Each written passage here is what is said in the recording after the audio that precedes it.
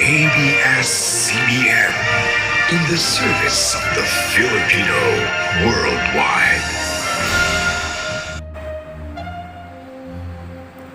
ABS-CBN entering into an agreement with the Filipino-Chinese company CNTV after Chara Zambrano and her team risked their lives just to get a scoop in the West Philippine Sea.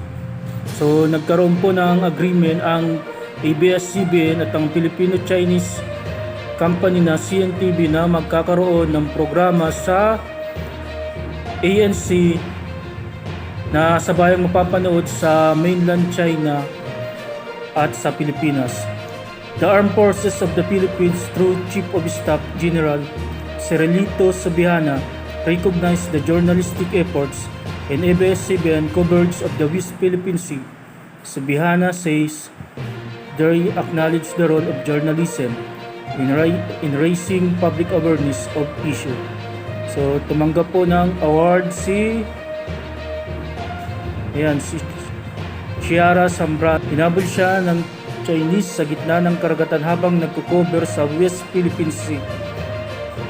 So nakakalungkot isipin na matapos habulin ng mga Chinese si Chara Zambrano, magkakaroon ng programa yung Chinese sa ABS-CBN.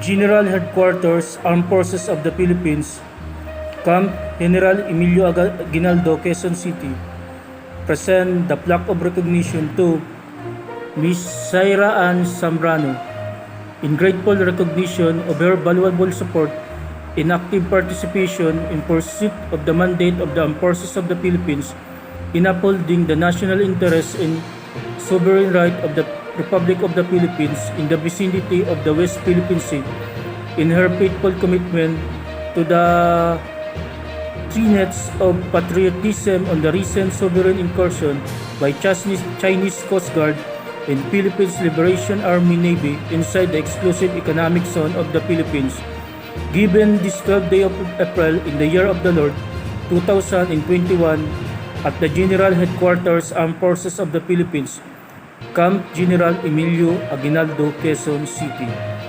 So nakakalungkot isipin na matapos parangalan ni Miss Chara Ann G. Zambrano para i-cover yung pang-aabuso ng mga Chino, ito ang balita, pumayag ang ABS-CBN na magkaprograma ang mga Chino sa kanilang network. Chinese News TV airs on the ABS-CBN News Channel. Chinese News TV, owned by a Filipino-Chinese company, aims to promote shared culture in spread Beijing One Belt One Road advocacy.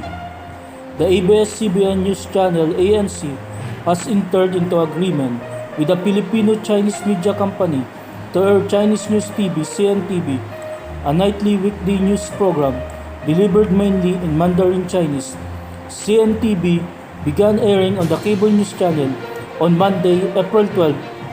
According to its website, CNTV is the first news program that regularly reports Philippine headlines in Mandarin Chinese. It also uses English and Filipino as supporting language. It aims to promote shared Filipino-Chinese culture and spread the One Belt One Road advocacy, China's initiative that aims to link the economic circles in East Asia and Europe, connecting China on land and over water to partner in Asia, Europe, and Africa. CNTV is produced by Harrison of the Sun Communication Incorporated, the same team behind Chinatown TV, the longest-running Filipino-Chinese lifestyle show.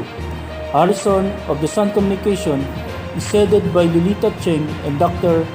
Luella Ching Chan. CNTV also aired on government station IBC 13 and the Iglesia ni Cristo on Channel 25.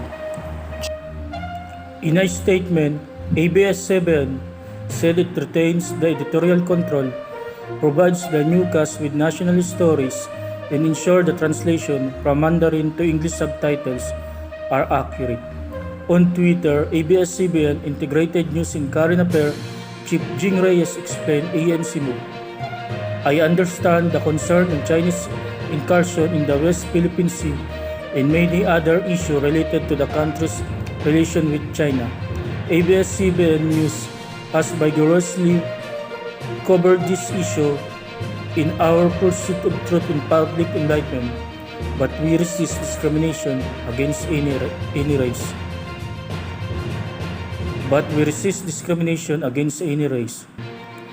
Or ethnicity.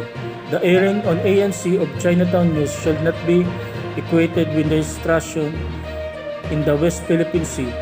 Chinatown News is produced by Filipino.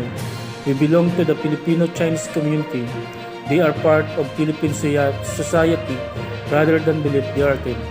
To provide a service to their local community, it's time you considered embracing the diversity of this land we all call home. We have editorial control over their content, provides national news, stores and ensure accuracy of the translation from Mandarin to English subtitle. After this story was published, CNTV and ANC changed all mention in Chinese News TV in their platform to Chinatown News TV.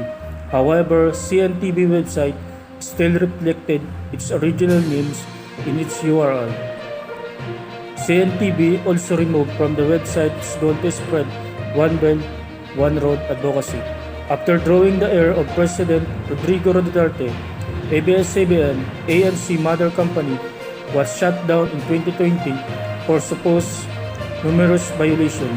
Some of its programs are still airing on Free TV through lifetime deal with other local channels and an ABS-CBN cable and digital platform. Filipinos remain skeptical of China despite Duterte's closer ties to the regional giant and the outpouring of Chinese loan in vaccine donation to the Philippines. So, ayan po. So, ang rason ni Jing Reyes ay para daw pagbigyan naman yung mga Filipino-Chinese. I understand the concern on Chinese incursion in the Philippine Seas and many other issues related to the country's relation with China. ABS-CBN has vigorously covered the issue in a pursuit of truth and public enlightenment, but we resist discrimination against any race or ethnicity. The airing on ANC of Chinatown News should not be equated with the intrusion in the West Philippine Sea. Chinatown News is produced by Filipinos who belong to the Filipino-Chinese community. They are part of Philippine society rather than believe they are them. To provide a service to their local community, it's time you considered embracing the diversity of this land we all call home. We have editorial control over their content, provide national news story, and ensure accurate of the translation from Mandarin to English subtitle. So, yan po ang katwiran po ng ABS-CBN para bigyang pagkakataon yung mga kapatid natin Filipino-Chinese. So, kagapay, comment po kayo sa baba kung ano ang palagay nyo sa usapin ito.